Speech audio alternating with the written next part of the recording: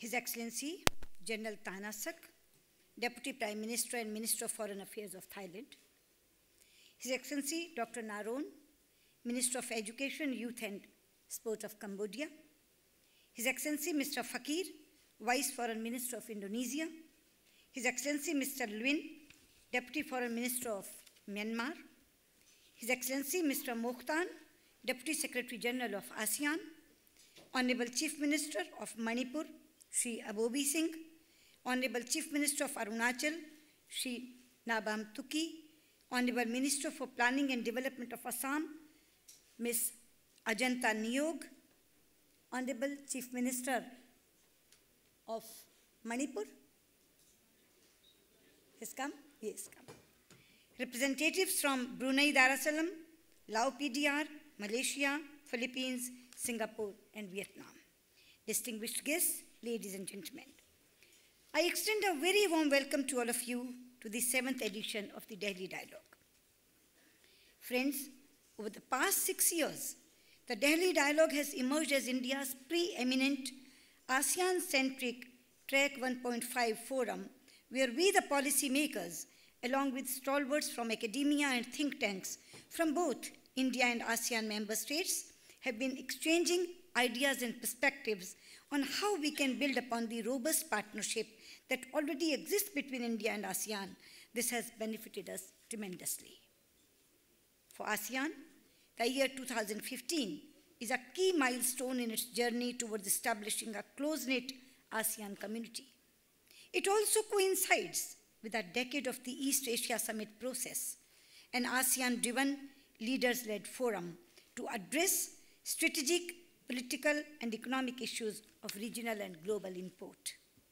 For us too, the year has started with a new development in our relationship with ASEAN.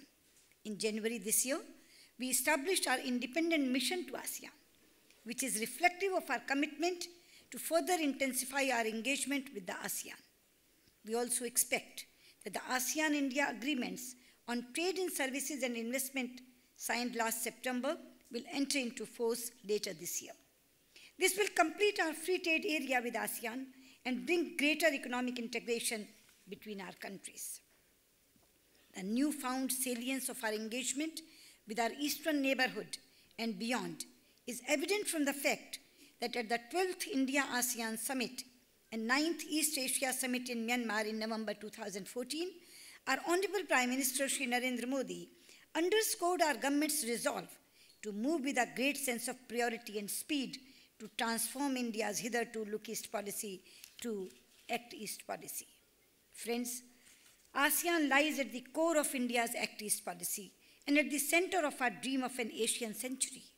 Since the launch of our Look East policy in the early 1990s, we have matured from being sectoral dialogue partners to being strategic partners. We cherish the deep and abiding historical and civilizational links that anchor our relationship. At the same time, we are focusing on reorienting our partnership in the 21st century context to make it more pragmatic, action-driven, and result-oriented. For this, we need to intensify our cooperation in security, trade, investment, connectivity, and capacity building, and strengthening people-to-people linkages. I would focus my remarks today on these areas. Friends, as countries inhabiting a contiguous geographical space, India and ASEAN member states share several common traditional and non-traditional security challenges.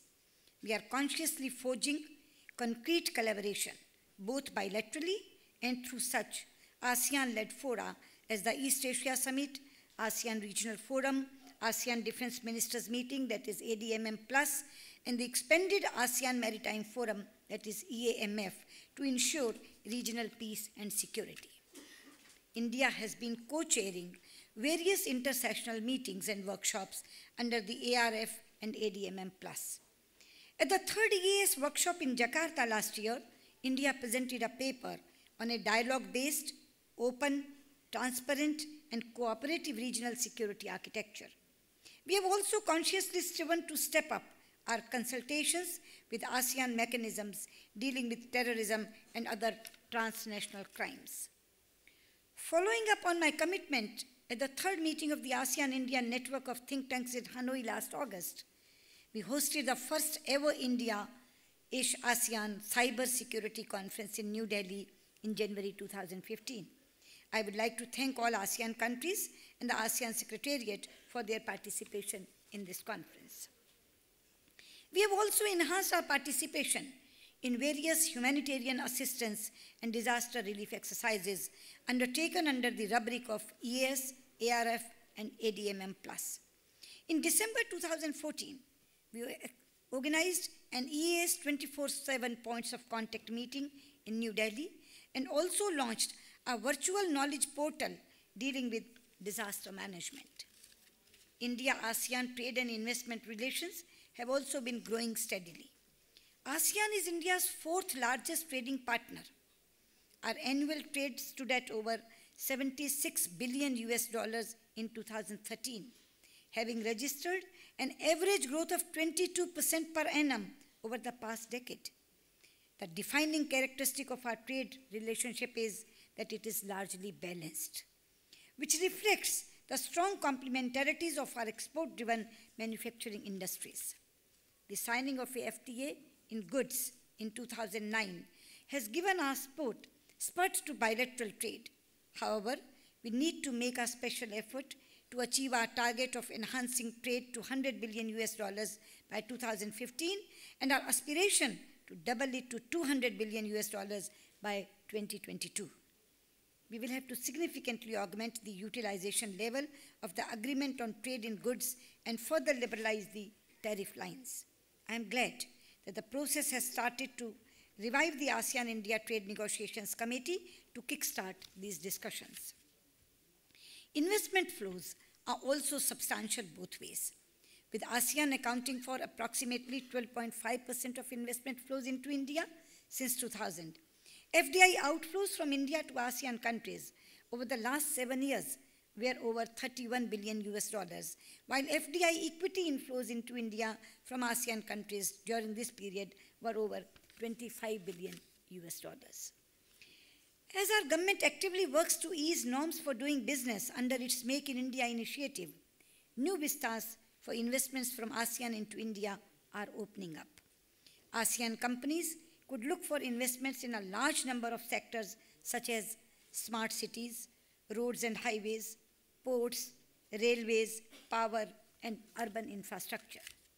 The India-ASEAN agreements on trade in services and investment will also unleash large potential for mutual investment. Similarly, we will also encourage our businesses to seize the investment opportunities presented by an economically integrated ASEAN.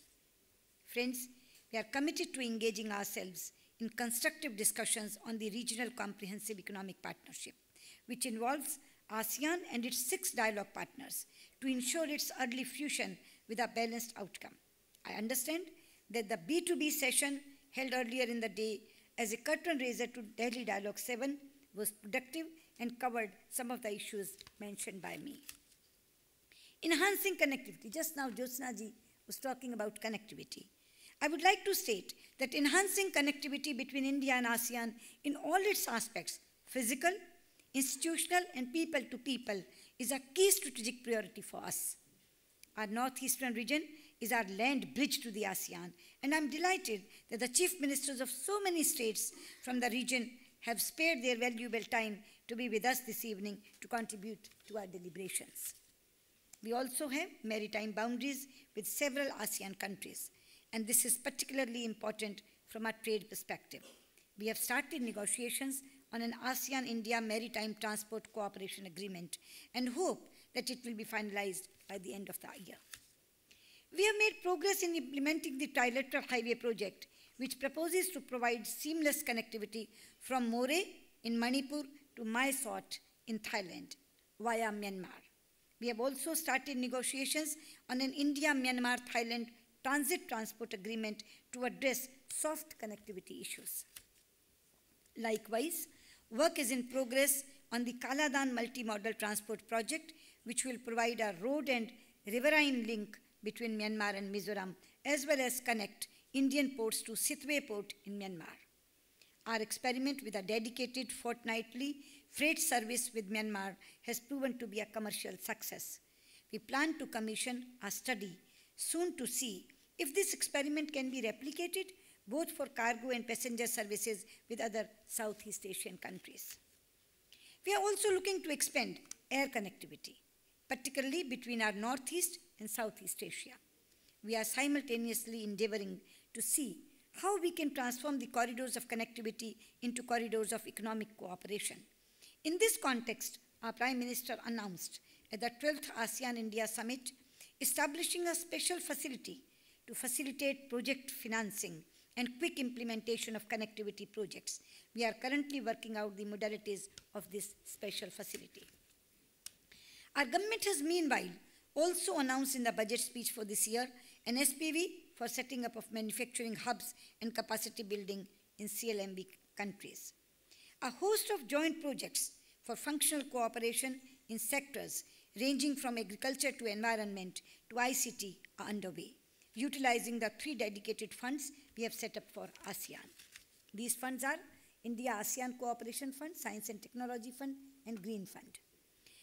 Friends, we are about to commence implementation of a space project which will be the largest project under the ASEAN-India Fund, involving establishment of a tracking, a data and data reception station and data processing facility at Ho Chi Minh City in Vietnam by ISRO, upgrading of the Biak station in Indonesia, as well as provision of training for space personnel from all ASEAN countries. We will continue our assistance for human resource development and capacity building under the ITEC and Colombo Plan, the Mekong-Ganga Cooperation, Quick Impact Fund Initiative, and the Bay of Bengal Initiative for Multi-Sectoral Cooperation, that is BIMSTEC. I am pleased to announce the new ITEC slots for the ASEAN Secretariat with effect from 2015. We are also in the process of establishing centers of excellence in software development and training and centers for English language training in CLMV countries under the initiative for ASEAN integration, narrowing development gap. This week, our project team is in Lao PDR and Vietnam, holding discussions with the host government on the establishment of these centers of excellence. Our endeavor in our joint project is to foster a spirit of co-ownership of the projects among institutions from India and ASEAN member states.